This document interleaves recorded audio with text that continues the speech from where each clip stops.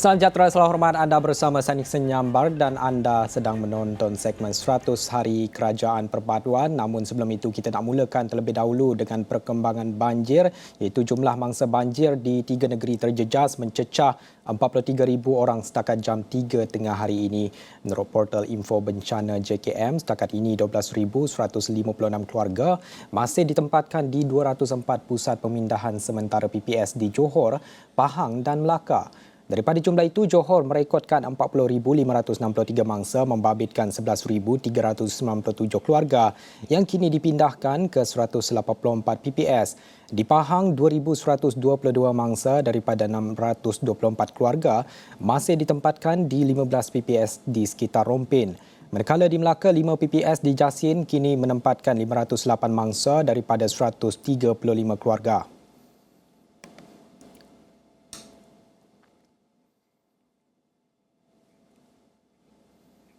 Sementara itu, banjir di Batu Pahat terutamanya di kawasan Parit Raja, Seri Gading dan Air Hitam dijangka bertambah buruk. Ia disebabkan 3 faktor termasuk jangkaan air pasang besar sehingga Ahad ini.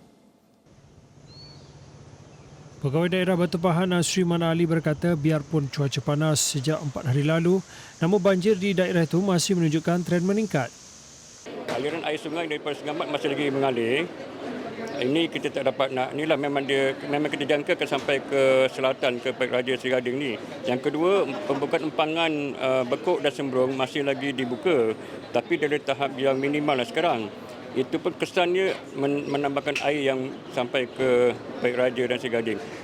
Satu lagi, sehingga pada hari Ahad ini, DBS melaporkan berlaku air pasang surut. Ini nambah lagi faktor. Jadi keadaan di Parit Raja Seri Gading ini dia bukan majlis terpenuh sekarang ni. Dia masih mengalir. Nasri yang juga pengerusi Jawatan Kuasa Bencana Daerah berkata setakat ini 30 masjid dan 13 surau di Batu Pahat terjejas. Manakala 15 pusat pemindahan sementara PPS dilaporkan turut dinaiki air banjir. Sementara itu, ini juga perkembangan dari sidang Parlimen, iaitu Kementerian Pengangkutan MOT akan mengadakan perbincangan dengan syarikat-syarikat penerbangan bagi menyediakan inisiatif kepada para pelajar untuk menikmati harga tiket yang lebih murah termasuk ke Sabah dan Sarawak. Menurut Menterinya Anthony Lok Siu Fok, ketika ini Malaysia Airlines berhad menyediakan program MH Explorer yang menawarkan diskaun sehingga 30% daripada harga tiket penerbangan. Menerusi inisiatif itu juga, Lok berkata para pelajar yang layak menikmati manfaat seperti allowance bagasi tambahan sebanyak 10 kg dan diskaun kepada keluarga dan rakan-rakan pelajar. Sementara itu memang untuk inisiatif penerbangan syarikat-syarikat penerbangan lain, kita cuba bincangkan dengan syarikat-syarikat yang lain. Memang kita tahu banyak lagi syarikat penerbangan lain yang telah pun beroperasi.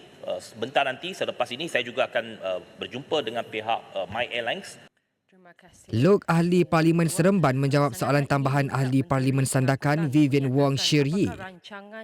Vivian meminta penjelasan adakah kementerian akan memperkenalkan pakej penerbangan pada harga berpatutan kepada para pelajar Sabah dan Sarawak bagi mengatasi masalah tambang penerbangan semasa cuti semester. Selain itu, Vivian minta penjelasan sama ada MOT akan mempertimbangkan membuka laluan baharu dari Pulau Pinang atau Johor ke Sandakan bagi mengurangkan kos transit yang didakwa mencecah RM1,400 satu hala ketika ini. Menjawab lanjut, Lok berkata cadangan membuka laluan baharu akan dikemukakan kepada syarikat penerbangan yang belum menawarkan laluan tersebut, terutamanya antara Pulau Pinang ke Sabah dan Sarawak. Baik, dalam segmen 100 Hari Kerajaan Perpaduan ini juga kita nak memberi fokus terhadap kenyataan Menteri Kesihatan iaitu Dr. Zaliha Mustafa yang mana beliau berkata wilayah persekutuan merekodkan peratusan penduduk tertinggi yang mengalami masalah kemurungan dan anxiety di negara ini. Menurutnya, dapatan itu diperolehi menerusi kajian yang dijalankan dengan mengambil pandangan daripada 336,900 responden di seluruh negara. Dia berkata kebanyakan masalah kesihatan mental yang dihadapi golongan muda termasuk remaja dan belia adalah dipengaruhi oleh faktor-faktor sosial seperti masalah kewangan, masalah perhubungan, buli, tingkah laku berisiko, penyalahgunaan substans, rasa rendah diri dan jangkaan yang tinggi terhadap diri sendiri yang menyumbang kepada tekanan yang tinggi, keresahan dan kemurungan. Apa kata kita dengarkan?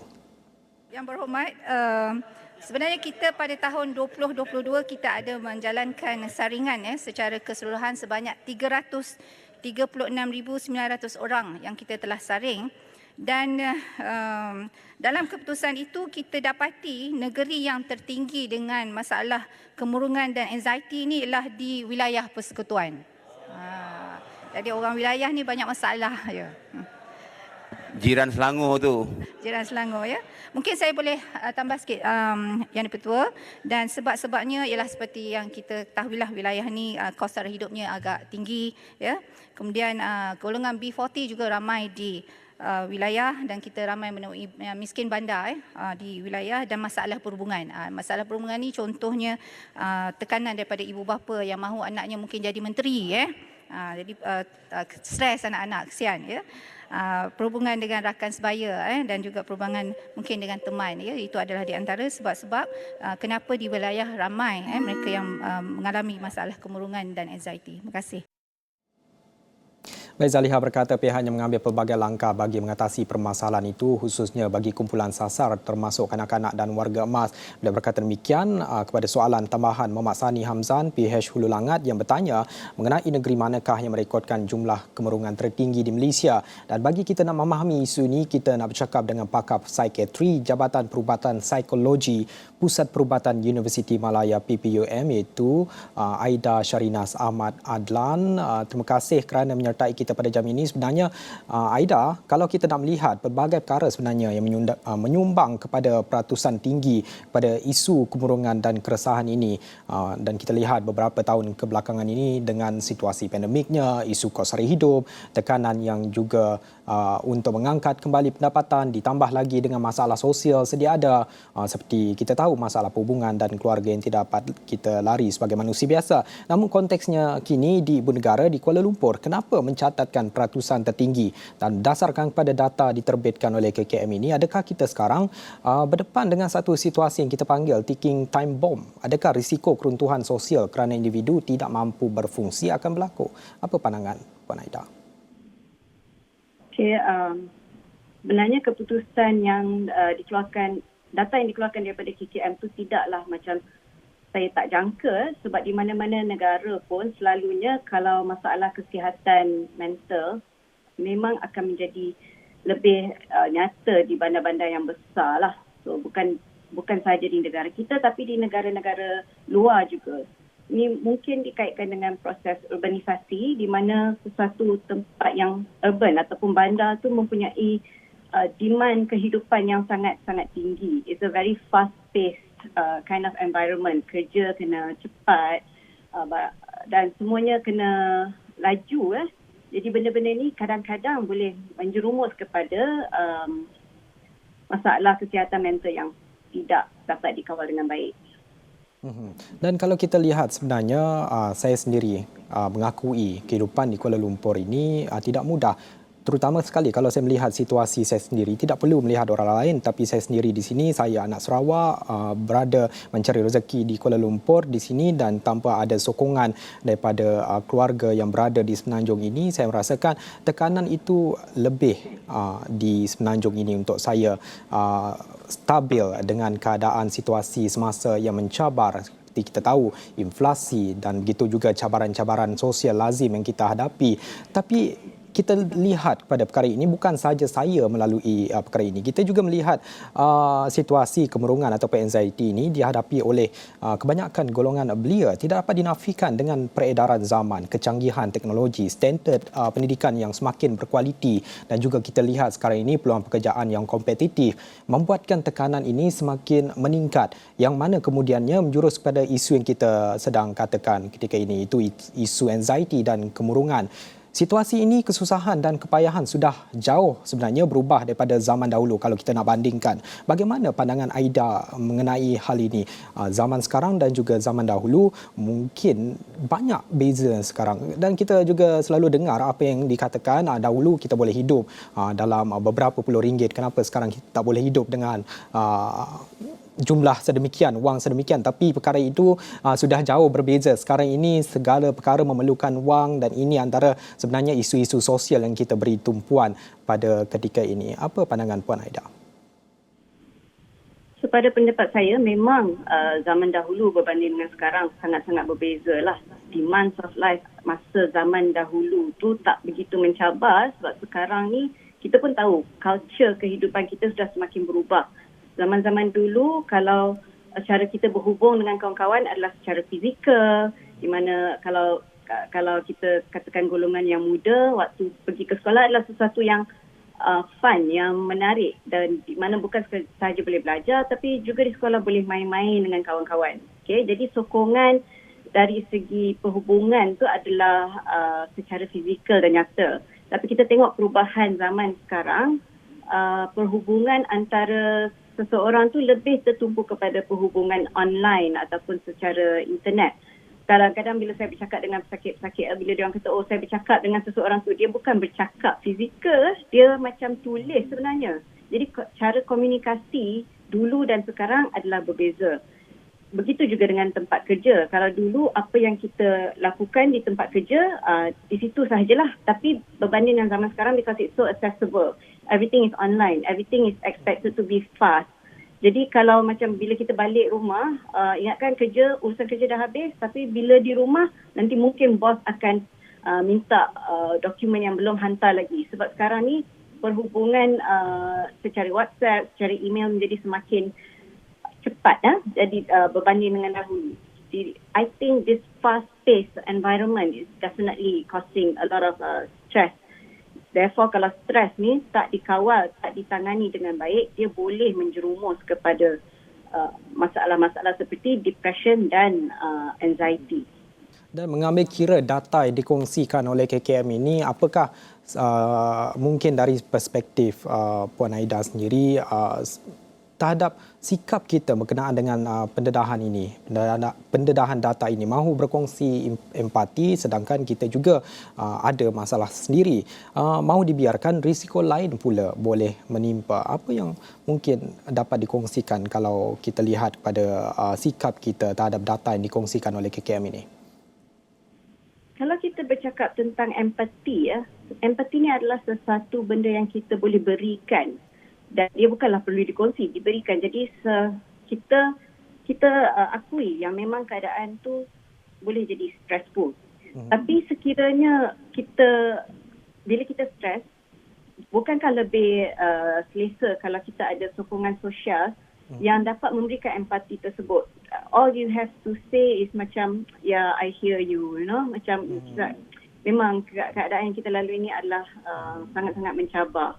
So sekadar offering empathy boleh membantu. Dia tidak menyelesaikan masalah, tapi dia boleh membantu membuatkan seseorang yang berada dalam kegelisahan, kebimbangan atau anxiety itu menjadi dia rasa macam lebih supported.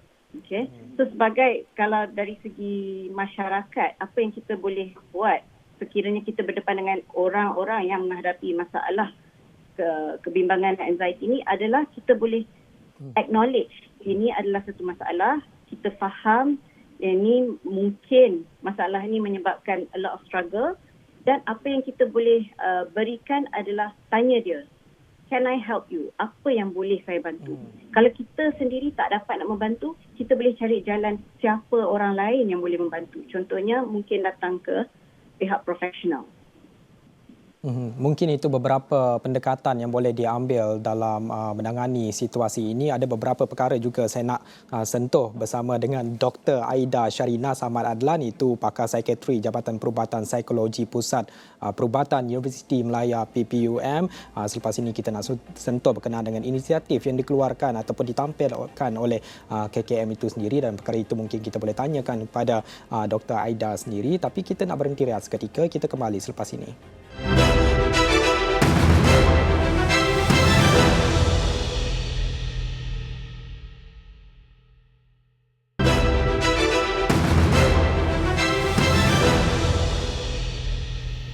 Baik, bertemu semula dalam segmen 100 Hari Kerajaan Perpaduan. Kita masih lagi nak meneruskan perbincangan bersama dengan pakar psikiatri Jabatan Perubatan Psikologi Pusat Perubatan Universiti Melaya PPUM iaitu Dr. Aida Sharinas Ahmad Adlan. Tadi beberapa perkara telah pun disentuh, khusus sekali melihat kepada data yang dikeluarkan oleh Kementerian Kesihatan Malaysia KKM yang menyatakan bahawa berdasarkan survei yang dijalankan terhadap lebih 3,000 responden, 300,000 responden yang mana menyatakan bahawa peratusan tertinggi bagi masalah kemurungan ataupun anxiety itu data yang tinggi dicatatkan di ibu kota, di Kuala Lumpur itu sendiri.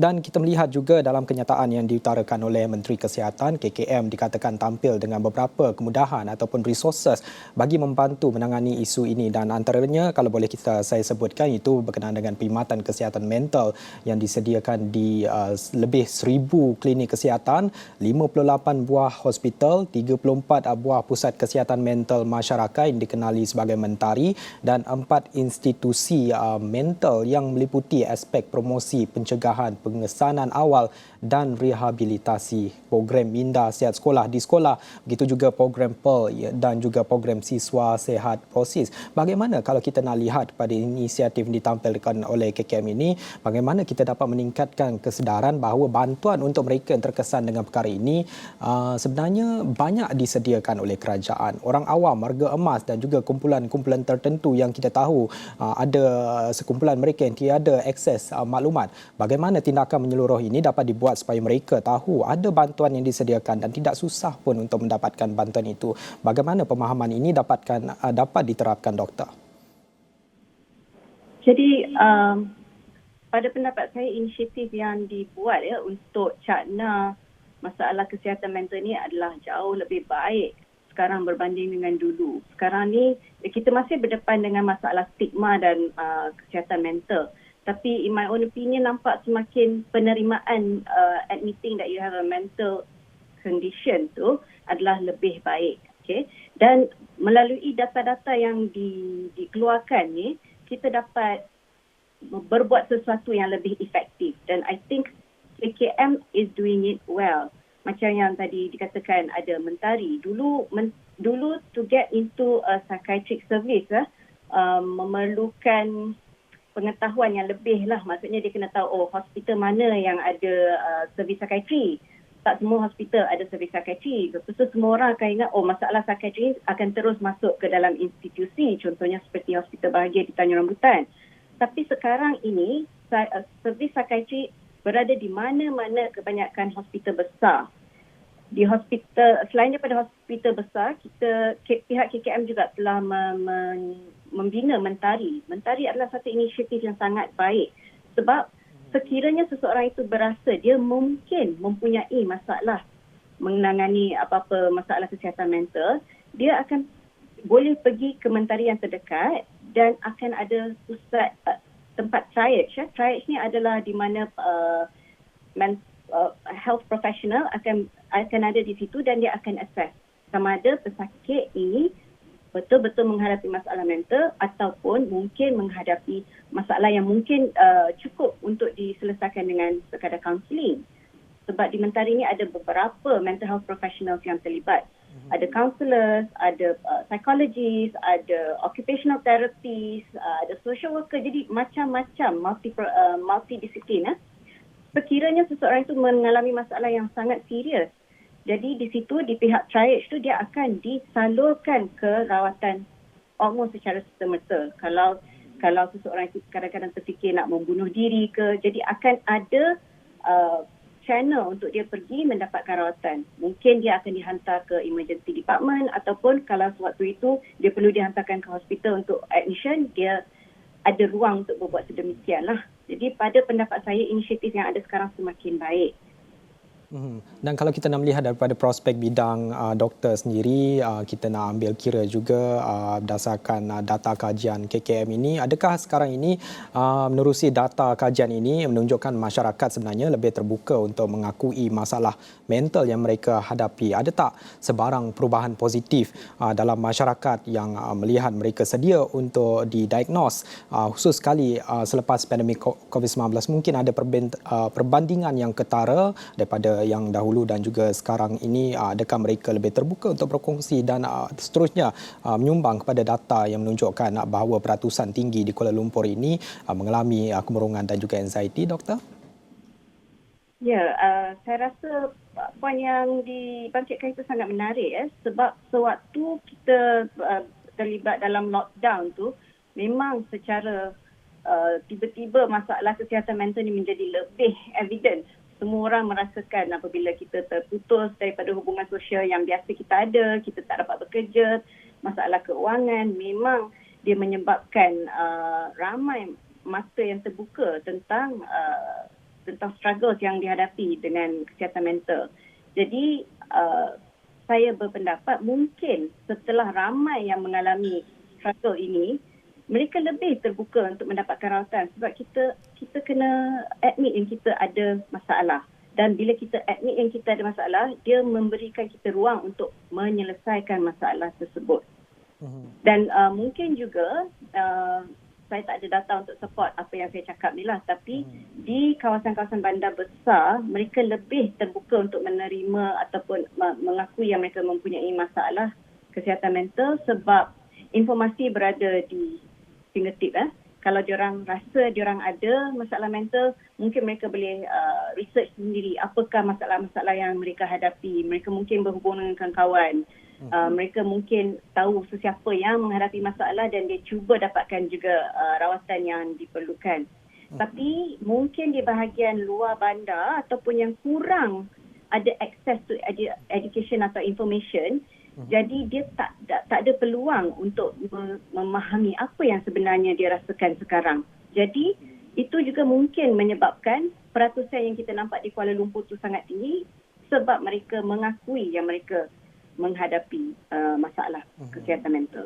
Dan kalau kita nak lihat akses kepada penjagaan kesihatan mental di negara kita ini dengan apa yang disenaraikan Rusi KKM, pelbagai inisiatif telah digariskan untuk menangani isu kesihatan mental di negara kita ini, adakah doktor melihat ianya semakin bertambah baik dan mungkin doktor juga dalam line ini mungkin lebih tahu ada cadangan ataupun penambahbaikan bagi memastikan perkara ini mudah untuk didekati oleh mereka yang mengalami isu ini tanpa perlu melalui birokrasi ataupun pemahaman bahawa pergi ke klinik ataupun pergi mendapatkan bantuan ini memerlukan wang. Bagaimana sebenarnya situasi semasa?